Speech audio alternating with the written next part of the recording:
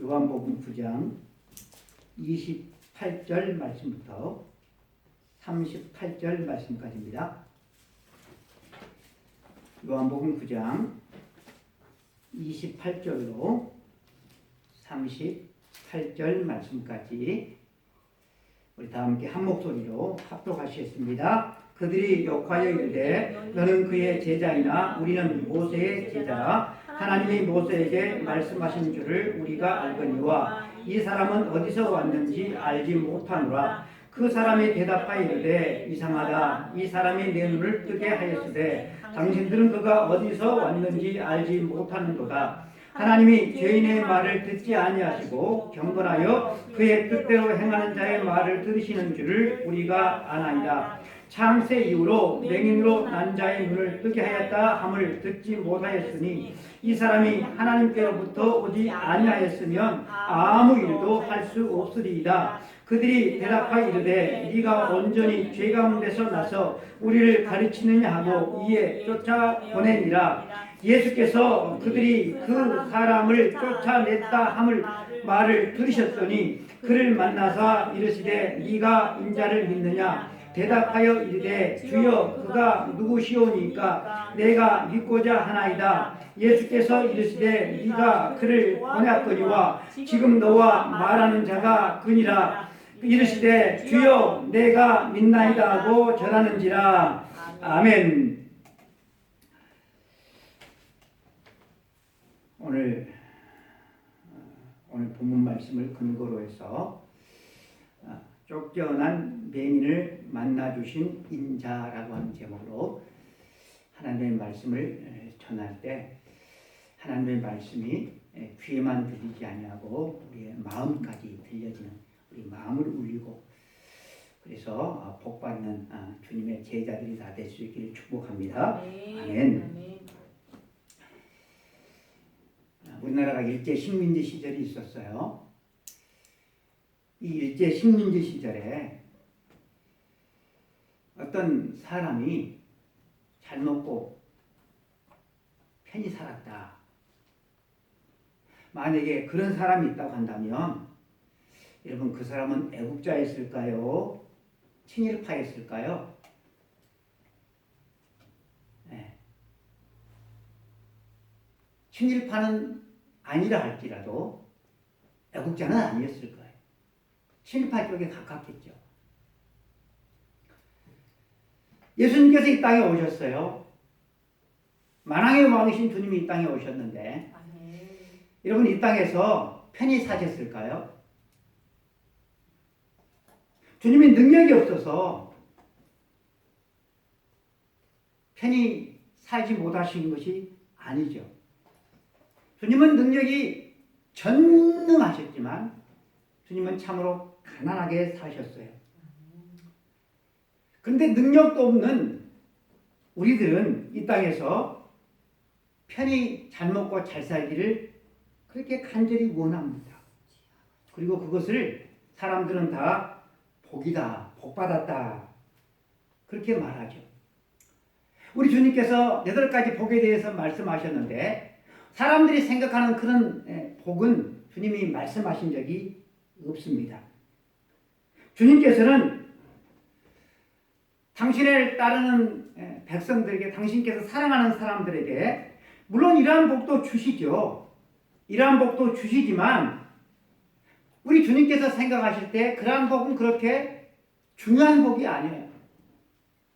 왜 중요한 복이 아닌고 하면 신앙생활에 그렇게 큰 유익이 되지 못한 경우가 하다하고 또 그러한 복은 사라질 것이기 때문에 그래요. 그런데도 불구하고 많은 사람들은 교회를 다니든지 안 다니든지 이러한 복을 간절히 원해요. 신령한 복을 간절히 원하는 사람보다 이 세상의 복을 사람들이 간절히 원하고 이 세상의 복을 받기 위해서 부르짖고 또 신앙생활을 하는 사람들이 참으로 적잖게 있는 것을 봅니다. 기원전 605년에 이스라엘은 당시 최강국이었던 바벨론의 침략을 받아서 많은 이스라엘 백성들이 바벨론으로 포로로 끌려갑니다. 이때 다니엘과 그의 세 친구들도 포로로 끌려가게 되죠. 그런데 그 가운데 이 다니엘은 많은 사람들이 포로로 끌려가서 그렇게 고생하는데 다니엘은 바벨론 왕의 궁정에 거하게 되었어요. 그의 지식과 그의 지혜가 출중했기 때문입니다. 그로부터 20년이 지난 기원전 586년에 이스라엘 나라는 바벨론에 의해서 완전히 멸망당하게 됩니다. 다시 말해서 바벨론의 식민지가 되었다라고 하는 것이죠. 그래서 수많은 사람들이 바벨론으로 포로로 끌려가요. 또 바벨론으로 포로로 끌려가지 않는 그런 이스라엘 유대인들도 있어요. 근데 포로로 끌려갔든지 이스라엘 영토내에 머물러 있든지 그들은 참으로 눈물겨운 삶을 살아야만 했습니다. 그 같은 시대적인 상황 가운데서도 같은 이스라엘 사람, 유대인임에도 불구하고 바벨론 왕궁에서 호의호식하면서 바벨론의 높은 문화와 학문을 마음껏 배우면서 누릴 수 있었던 이 다니엘은 분명 행운아라고 말을 할 수가 있을 것입니다. 더욱이 바벨론 왕의 신임을 받아서 그 나라의 총리가 되었습니다.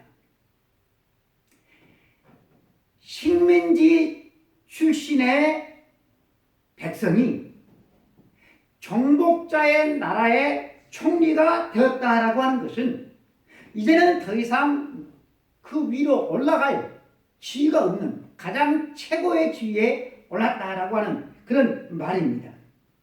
다니엘은 식민지 출신의 사람으로서 오를 수 있는 최고의 정점에서 최고의 영화를 누리게 되었습니다. 그렇다면 이 다니엘이 누리게 된 그 자리를 지켜야죠. 수단과 방법을 가리지 않고 지켜야 될 자리가 바로 그 자리입니다. 그러나 우리가 다니엘을 보면서 우리를 놀라게 하는 그런 점이 있는데 그것이 뭔고 하면 이렇게 천신만고 끝에 얻은 그 부귀영화의 자리에 그가 연연해하지 않았다는 데 있습니다.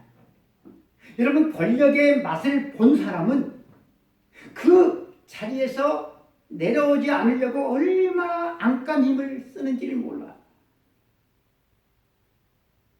그래서 권력의 시녀가 되기를 자처하는 것입니다. 그러니까 우리나라의 이 일제 식민지 시대에 친일파가 생겨난 거예요. 그러니까 이 바벨론 나라의 포로로 끌려가서 최고의 자리에 오른 이 바벨론 그 다니엘도 친바벨론파가 되어야 하죠. 그것이 권력의 속성이죠. 그런데 다니엘은 어떤가? 식민지 출신의 이 다니엘이 권력의 최고의 자리에, 왕 다음의 자리에 정상에 올랐어요. 근데 여러분, 권력의 속성이 어떻습니까? 그 자리에 오른 사람을 모함하고 시기하는 사람들이 많을 수밖에 없죠. 더군다나 다니엘은 그 나라의 자국 백성이 아니라 식민지 출신이잖아요. 그래서 다니엘의 흠을 찾기를 막 눈을 부릅뜨고 조사를 하는데 흠이 없는 거예요. 우리나라 속담에 털어서 먼지 안 나는 사람이 없는데, 그렇죠? 털어서 먼지 안 나는 사람은 없어요.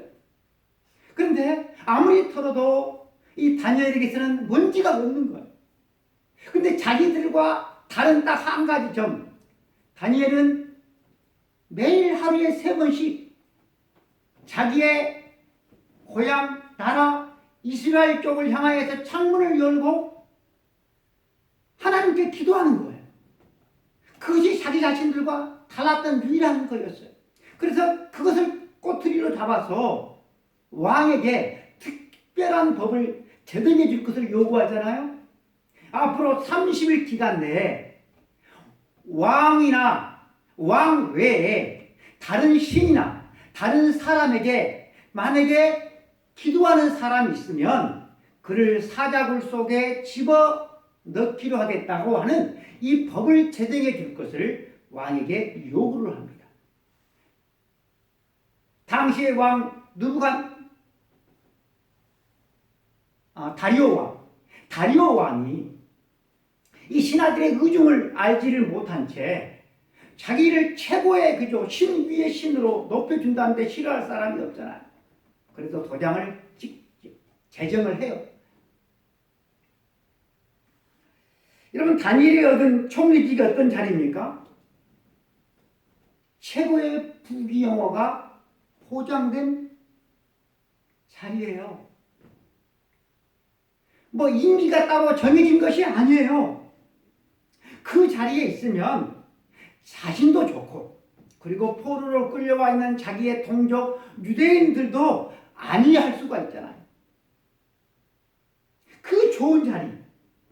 그렇다고 한다면 법이 정해졌으니까 30일 기간 동안만 어떻게 해요? 숨어서 기도하는 거예요. 안 보는 데서. 골반 기도를 하라고 주님께서 말씀해 주셨잖아요. 또 기도하지 않는다고 뭐 큰일 나는 것도 아니잖아요. 그것이 상식적인 인간이 취할 행동입니다. 여러분, 비가 오면 어떻게 해야 되는 거예요? 비를 피해야 되는 거예요. 핍박이 오면 어때요? 핍박을 피해야 되는 거예요. 물론 신앙을 부정하라고 하는 것이 아니고 핍박을 피해야 되는데 그것이 합당한 태도인데, 다니엘서 6장 10장은 이렇게 증거를 하고 있죠. 다니엘이 이 조서의 왕의 도장이 찍힌 것을 알고도 자기 집에 돌아가서는 윗방에 올라가 예루살렘으로 향한 창문을 열고 전에 하던 대로 하루 3번씩 무릎을 꿇고 기도하며 그의 하나님께 감사하였더라. 여러분, 다니엘이 이렇게 하기를 이것을 위해서 법을 제정했는데, 그래서 기도하는 것을 다른 사람이 보게 되어지면 부귀영화가 보장된 총리직에서 쫓겨날 것은 이것은 당연한 것이고, 사자굴에 던져서 죽임을 피할 길이 없는 이 뼈라는 것을 너무나도 잘 알고 있었던 이 다니엘이 미련스럽게도 전에 하던 대로 예루살렘을 향하여 창문을 열고 아버지 하나님께 공개적인 기도를 했다라고 하는 것입니다. 그 결과가 어떻게 됐어요? 사자굴 속에 던져지고 말았어요. 여러분, 다니엘이 머리가 안 돌아가는 사람이 아니에요. 성경을 보면 다니엘이요, 네 사람의 왕을 모신 사람이에요. 총리로서. 머리가 비상합니다. 그랬던 이 다니엘이 이런 어처구니 없는 비상식적인 일을 왜 했을까요? 왜? 여러분들은 신앙생활 하면서 이런 비상식적인 일을 해보셨나요? 뭐 목숨이 왔다리 갔다리 하는 일이 아닌데도 이런 일을 하기가 힘들어요. 그런데 해요. 왜냐하면 다니엘은 상식적인 사람이 아니라 하나님 앞에서 신실한 하나님의 백성이었기 때문에 그래요. 인간의 상식은 상황과 처지에 따라서 자주자주 하나님을 포기하게 만들고 뒤로 물러가게 만들어요. 그런데 참된 신앙은 어떤 상황 속에서도 하나님을 지지하고 하나님께 예배하고 하나님을 섬기는 것을 포기하지 않게 합니다. 그렇다고 한다면 생명까지 걸면서 하나님을 선택했고 기도했던 이 다니엘이 사자굴 속에 떨어져서 그 다음에 그 결과는 어떻습니까? 우리는 그 결과를 잘 알고 있어요. 사자의 밥으로서 끝나는 것이 아니라 하나님께서 사자의 입을 막아주셔서 다니엘을 살리시고 이 악법을 제정한 사람들을 하나님께서 대신 그 사자굴 속에 집어넣으셨다는 사실을 잘 알고 있어요. 그런데 여러분, 신앙을 지킨다고 해서 이렇게 다니엘처럼 모든 사람들이 생명의 구원을 받는 것은 아니라는 사실도 우리는 알고 있어요. 생명을 건짐을 받는 사람보다 오히려 순교의 제물이 된 그런 하나님의 거룩한 백성들이 훨씬 더 많습니다. 그런데 하나님께서 모든 사람은 다 죽는데 집에서 편히 죽는 그런 사람의 죽음보다 신앙을 지키다가 순교의 제물이 되어서 죽는 죽음을 우리 주님은 더 귀하게 보신다라고 하는 것입니다. 이 향해 죽을 것이면 주님께서 귀하게 보시는 그 죽음을 우리가 죽어야 할 것 아닙니까? 여러분들은 어떻게 죽기를 원하세요? 많은 사람들이 집에서 편히 죽기를 원해요. 저도 그랬으면 좋겠어요. 그러나 이렇게 시험을 받는 그런 순간이 오면 어떻게 해야 된다고 하는 거예요? 주님께서 귀히 여기시는 그 죽음을 우리가 죽어야 하겠다라고 하는 그런 결단, 결심이 우리 가운데 있어야 하지 않을까 싶습니다. 우리 하나님께서 보신 모든 사람은 다 죽는데 하나님을 믿는 믿음을 지키기 위해서 목숨을 내던진 그 사람을 보실 때 우리 하나님께서 얼마나 기뻐하실까. 그래서 여러분, 스데반이 돌에 맞아 죽으실 때 보좌에 앉아 계시던 우리 주님이 어떻게 하셨다고요? 그 보좌에서 벌떡 일어서시잖아요. 만약 다니엘이 바벨론의 총리직에 연연해서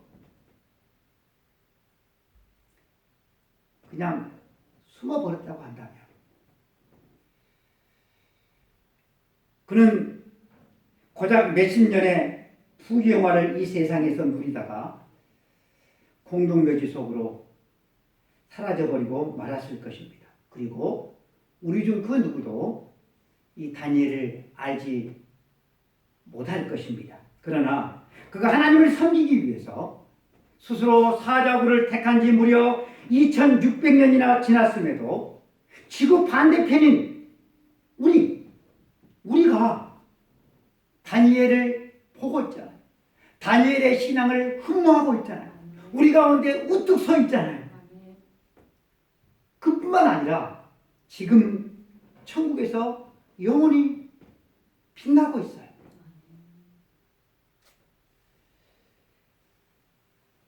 남에서부터 맹인으로 태어났던 이 불행한 사람, 이 불행한 사람이 주님을 만났어요.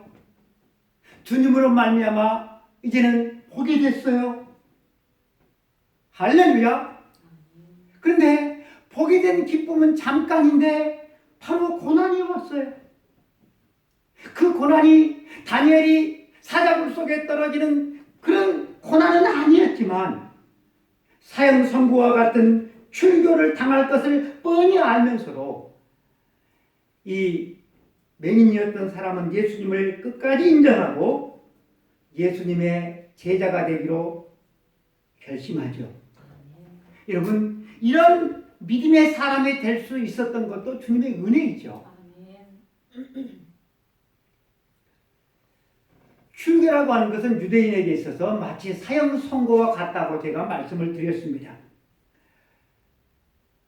유대인치고 이 출교를 두려워하지 않는 사람 없어요. 이 출교가 두려워서 이 맹인이었던 사람의 부모는 사지로 아들을 내몰잖아요.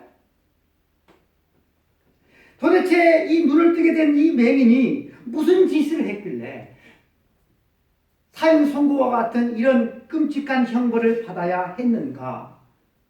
여러분, 이 맹인이 한 것이 무엇입니까? 자기를 눈뜨게 해준 예수 그리스도를 인정하고 지지한 것밖에 없잖아요. 그 결과가 뭡니까? 사형 선고와 같은 출교라고 하는 그런 형벌을 이 사람이 받게 되었다라고 하는 것입니다. 여러분, 사람이 모태에서 태어나서 이제 그 다음에 먹는 것이 모유죠, 모유. 엄마의 젖이잖아요. 그런데 이 엄마의 젖을 태어나서 끝까지 그렇게 먹어서는 안 되는 거잖아요. 엄마의 젖을 끊어야 될 때가 있고 단단한 음식을 먹어야 될 때가 있는 것이잖아요. 영적으로도 이것은 마찬가지입니다. 내가 좋아하는 말씀, 부드러운 말씀, 나에게 상처가 되지 않는 그런 말씀만 받아서는 신앙이 자랄 수가 없어요. 단단한 음식을 먹어야 돼요. 근데 내가 단단한 음식을 먹어야 될 때가 다가오는데, 그것을 소화시킬 때가 다가오는데, 그때가 언제인고 하면 바로 고난입니다. 고난. 고난이 다가오면 나라고 하는 사람이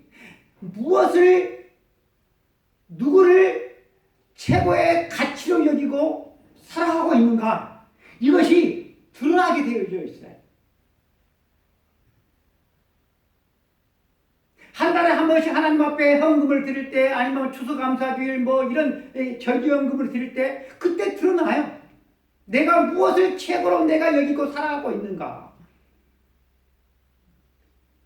맹인이었던 자에게도 이렇게 선택의 시간이 너무나도 빨리 다가왔어요. 24절을 보면 바리새인들이 맹인을 두 번째 불러서 너는 하나님께 영광을 돌리라, 우리는 이 사람의 죄인인 줄 아노라 라고 말을 합니다.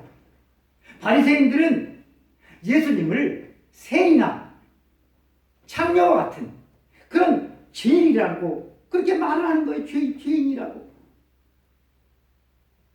여기에 맹인이었던 자가 바리새인들이 하나님의 영광을 운운하면서 예수님을 죄인 취급을 하고 있는 이 바리새인들에게 대답을 하죠. 25절. 그가 죄인인지 내가 알지 못하나 한 가지 아는 것은 내가 맹인으로 있다가 지금 보는 그것이니이다. 감히 자기 부모도 두려워했던 이 바리새인들의 말을 거스르면서 그가 예수님을 옹호했던 그 이유는 단 하나예요. 뭐라고요, 그게? 내가 나면서부터 맹인 되었는데 나를 눈뜨게 한, 나를 보게 한 사람이 누구라? 예수님이다. 이것은 부인할 수가 없는 것이잖아. 분명한 증거를 가진 이 다시 눈을 뜨게 된, 다시 보게 된 이 맹인이 바리새인들 앞에 번듯하게 서 있는데도 불구하고, 자기가 눈을 어떻게 뜨게 되었는지 말을 계속 함에도 불구하고 바리새인들은 자기들의 생각을 버리지를 않았어요. 그래서 계속해서 이 맹인이었던 사람에게 같은 질문을 계속해요. 26절 말씀 보니까 그 사람이 네가 무엇을 하였느냐, 어떻게 네 눈을 뜨게 했느냐. 이 질문은 처음 물은 질문이 아니에요. 계속해서 물었어요. 그리고 같은 답변을 이 맹인이었던 사람이 대답을 했어요. 그 대답을 그들은 들었어요. 그런데 또 물어요. 잘 모르겠는데. 잘 모르겠어. 이해가 잘 안 되네. 확실하게 이야기를 해봐. 그래 내가 믿지. 그들이 확실한 믿음을 갖기 위해서 같은 질문을 계속하는 게 아니에요. 이번에 청문회를 보면서 새로 알게 된 사실이, 검사들이 피고인에게 같은 질문을 막 연거푸 계속한다는 거예요. 같은 질문. 그 이유가 뭘까? 검사가 자기들이 원하는 대답을 듣고 그가 말하게 하려고 계속해서 같은 질문을 한다는 이야기를 제가 들었습니다. 바리새인들이 그랬어요.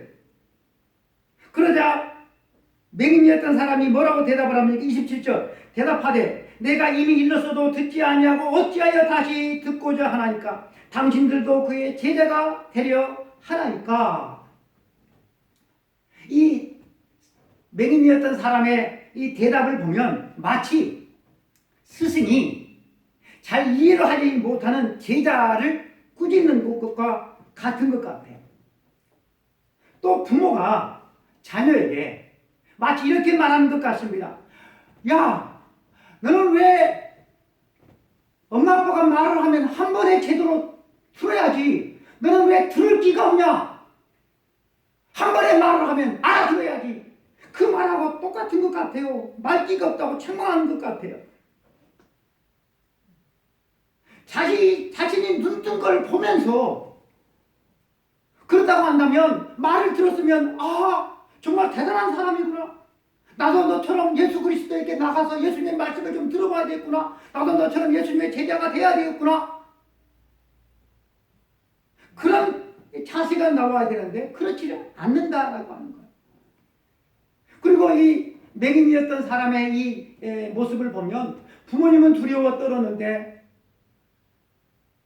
이 맹인은 그들을 두려워하는 모습이 전혀 보이지 않습니다. 우리는 여기서 놀라운 사실 한 가지를 발견하게 되어지는데요. 그 맹인이었던 사람이 당신들도 그의 제자가 되려 하나니까, 당신들도 이 말은 맹인이었던 사람이 자기 자신을 누구로 생각한다 하고 있는 거예요. 당신들도 그의 제자가 되려 하나니까, 그러니까 이 맹인이었던 사람은 자신을 예수님의 제자로 그렇게 자기 자신이 그렇게 생각하고 있다라고 하는 것입니다. 바리새인들과 이 언쟁을 통해서 이 맹인이었던 사람이 예수님에 대해서 가지고 있던 그 믿음, 그 확신이 흐리멍텅해지고 약해진 것이 아니라 오히려 더 확고해졌어요. 그리고 더 나아가서 예수님의 제자가 되기로 그는 결심했던 것입니다. 이 사람의 말을 듣고서 바리새인들은 폭발해요. 폭발. 우리 28절 말씀 다 함께 읽어볼까요? 시작. 그들이 욕하여 이르되 너는 그의 제자이나 우리는 모세의 제자라. 그들이 뭐 했다고요? 욕했어요. 여러분, 바리새인들은 종교 지도자거든요. 율법을 잘 알아요. 예수님께서 너희가 나가라 욕하면 어떻게 된다 했어요? 이 율법에도 욕하면 안 된다고 그랬어요. 욕하는 것은 죄라고 그랬거든요. 근데 공개적인 자리에서 막 무슨 욕을 했는지는 모르지만 욕을 했어요. 욕. 그리고 예수의 제자라고 말 않고 그의 제자라고 했어요. 그의 제자. 예수님의 이름을 알았으면 너는 예수의 제자이나 그렇게 말을 해야 되는데 예수의 제자라고 하지 않고 그의 제자라고 그랬어요. 이 그의 제자라고 하는 이 말은 이 헬라어의 이 뉘앙스를 살려서 번역하면 어떻게 번역할 수 있는가 하면 그 작자가 되는 거예요. 너는 그 작자의 제자이나 이렇게 되는 거예요. 예수님을 그 작자로 그렇게 말을 하면서 뒤에 나오는 자기 자신들의 스승 모세라가, 예수님은 작자였고 모세는 자기들의 스승이라고 말을 하고 있는 모습을 우리가 보게 되어집니다. 그런데 여러분, 모세가 살아있었다고 한다면 뭐라고 이들에게 대답을 했을 것 같습니까? 나는 너희를 제자로 둔 적이 없다. 예. 모세를 그들이 바로 알았더라고 한다면 그들도 예수님의 제자가 되어야 마땅해요. 왜냐하면 모세가 누구에 대해서 증거했기 때문에 일관되게 예수님에 대해서 증거했기 때문에 그렇습니다. 예수님은 앞서서 요한복음 5장 39절에 보면 너희가 성경에서 영생을 얻는 줄 생각하고 성경을 연구하거니와 이 성경이 곧 내게 대하여 증언하는 것이니라 말씀했어요. 만일 모세가 살아있었다고 한다면 바리새인들을 제자로 인정하기는커녕 그들을 고소했을 것입니다. 5장 45절 이하에 보면 내가 너희를 아버지께 고발할까 생각하지 말라. 너희를 고발하는 이가 있으니 곧 너희가 바라는 자 모세니라. 모세를 믿었더라면 또 나를 믿었으리니 이는 그가 내게 대하여 기록하였습니다. 그러나 그의 글도 믿지 아니하거든 어찌 내 말을 믿겠느냐 하니라. 바리새인들은 누구의 말을 듣지를 않아요? 이 맹인이었던 사람의 말을 듣지를 않아요. 그리고 모세, 자기들의 스승으로 여기는 모세의 말도 듣지 않아요. 그리고 최종적으로 예수님의 말씀도 듣지 않아요. 여러분, 믿음은 어디서 난다고 그랬어요? 믿음은 들음에서 난다고 그랬거든요. 듣지 않으면 믿음이 자라지를 않아요. 사랑하는 성도 여러분, 여러분들은 잘 듣는 사람입니까? 어때요? 여러분들은 다른 사람의 말, 하나님의 말씀을 잘 듣는 사람입니까? 사람들의 말을 들을 줄 모르면 사람들과의 관계가 막혀요.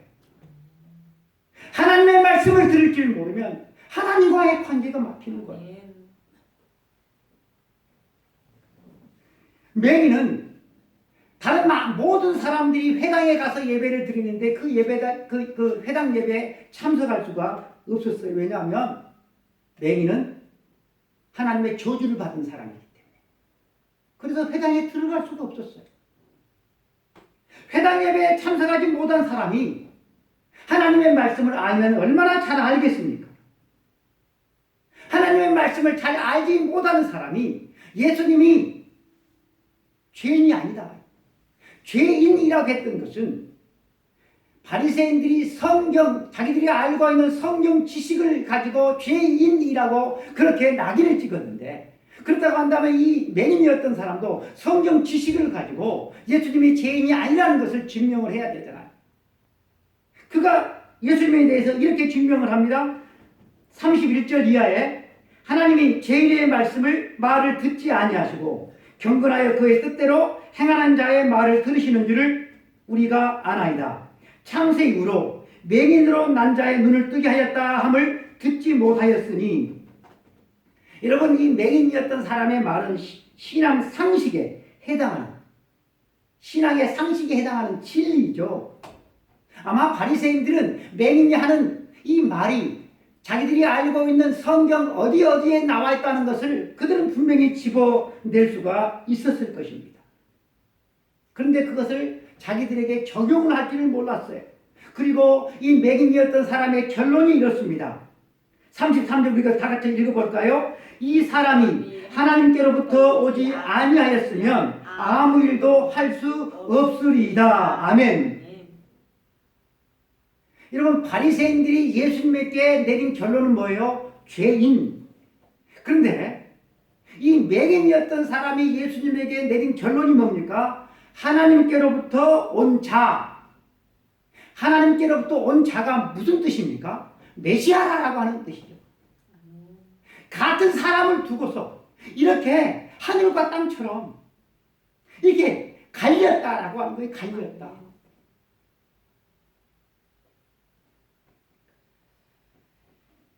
이번 김건희 여사의 주가 조작 사건에 대해서 검찰에서 무혐의 결론을 내렸다는 사실을 여러분들 뉴스를 통해서 들었을 것입니다. 조사를 해가지고 무혐의인지 아니면 유혐인지 그것이 드러나야 되는데, 조사를 해야 되는데 조사하기 전부터 무혐의 결정을 내려놓고 다 짜맞 추리, 조사는 엉터리, 조사도 거의 하지도 않았어요. 그렇게 해놓고 무혐의 종결을 해버렸어요.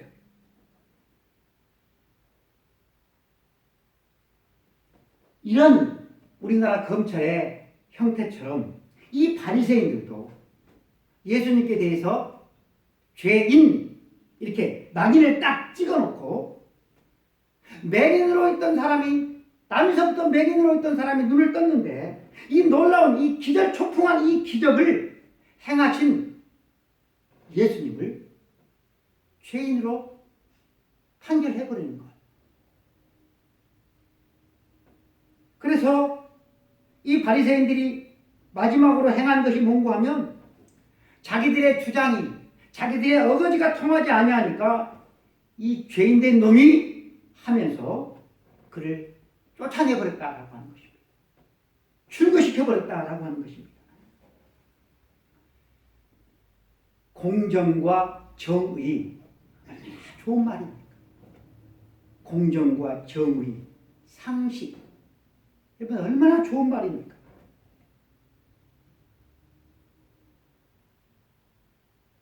나는 공정과 정의와 상식이 통하는 나라를 만들겠다. 그런데 권력의 자리에 오르면 말은 공정과 상식 외치지만 공정과 상식과 정의를 가장 무너뜨린 그 사람이 바로 그 권력자들이라는 사실을 우리는 역사를 통해서 잘 알고 있어요. 주식으로 23억 번 사람은 무죄이고 2, 3억밖에 벌지 못하는 사람은 유죄가 되어서 감옥에 들어가 있고 이런 비극적인 일들이 예수님으로 말미암아 남에서부터 안진뱅이 된 이 사람에게 지금 일어났다라고 하는 것입니다. 그리고 이 바리새인들은 나중에 예수님에게 사형죄를 뒤집어 씌우죠. 참으로 슬픈 세상입니다. 끝까지 예수님을 지지하고 옹호했던 이 맹인이었던 사람은 부모가 그토록 두려워했던 그 끔찍한 형벌, 출교를 당해 버렸습니다. 앞을 볼 수 없을 때는 다 동네 친구들도 다 회당 예배에 가서 하나님을 예배하는데 이 사람은 예배도 참석하지 못한 그렇게 철저하게 외면을 당했습니다. 그런데 이제는 예수님을 지지하고 옹호한다는 이유로 죄인으로 또 낙인이 찍혀서 더 철저하게 외면당하는 그런 나락에 떨어지게 되었습니다.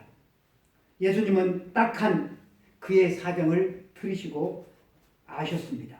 그래서 35절 말씀을 보면 예수께서 그들이 그 사람을 쫓아냈다 하는 말을 들으셨더니 그를 만나사 주님은 그를 만나 주셨어요. 아무도 그를 만나지 않는데 우리 주님은 그를 만나 주셨어요. 우리에게는 의리를 위해서 고난을 받는 당신의 백성들을 찾아가서 만나 주신 우리 주님이 계십니다. 아멘. 사망의 음침한 골짜기라도 찾아와 주시는 든든한 우리의 목자 되시는 주님이 계십니다. 문을 걸어 잠그고 두려워 얼얼얼 떨던 당신의 제자들에게 나타나셔서 너희들에게 평강이 있을지어다 말씀해 주시는 우리 주님이 계십니다.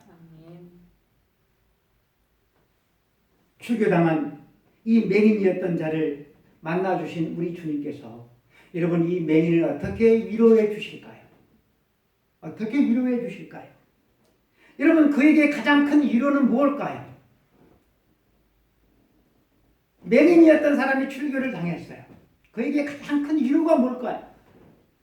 다시 출교 당하기 전 자기 자신이 그 공동체에 다시 들어갈 수 있는 그런 기회를 만들어 주시는 것일까요? 아니면 이제 눈을 뜨게 됐으니까 먹고 살 그런 직업을 마련해 준다든지 아니면 집을 좀 장만해 준다든지 아니면 이제 눈을 뜨게 됐으니까 장가가 하고 이쁜 새끼를 좀 마련해 준다든지 여러분 이 맹인이었던 사람에게 어떤 것이 가장 큰 위로가 되었을까요? 주님이 이 맹인을 만나서 하신 첫 번째 말씀은 35절 하반절에 바로 이것입니다. 네가 인자를 믿느냐. 아멘. 네가 인자를 믿느냐. 그러니까 그 사람이 주여 그가 누구시오니까 내가 믿고자 하나이다. 그러니까 이 말을 보면 주여 그가 누구십니까? 그는 그 사람이 자기의 눈을 뜨게 해준 사람을 본 적이 없으니까 그가 누구신지를 몰라요. 그러나 그는 믿고자 합니다. 그랬을 때 우리 주님께서 뭐라고 말씀하십니까? 네가 그를 보았거냐? 지금 너와 말하는 자가 그니라. 예수님이 이 맹인이었던 사람에게 주고 싶었던 가장 큰 위로는 뭡니까? 바로 당신 자신이었다라고 하는 것입니다. 여러분, 이 맹인만 그렇습니까? 저와 여러분도 동일하다라고 하는 것입니다. 주님이 우리들에게 가장 큰 위로다라고 하는 거예요. 그러므로 여러분, 이 세상에 사람들이 부러워하는 모든 것을 다 가진 사람이라 할지라도 주님이 없는 사람은 아무것도 없는 사람이에요. 이 세상에 것이 아무것도 없다 할지라도 주님을 모시고 사는 사람은 모든 것을 가진 사람인 것입니다.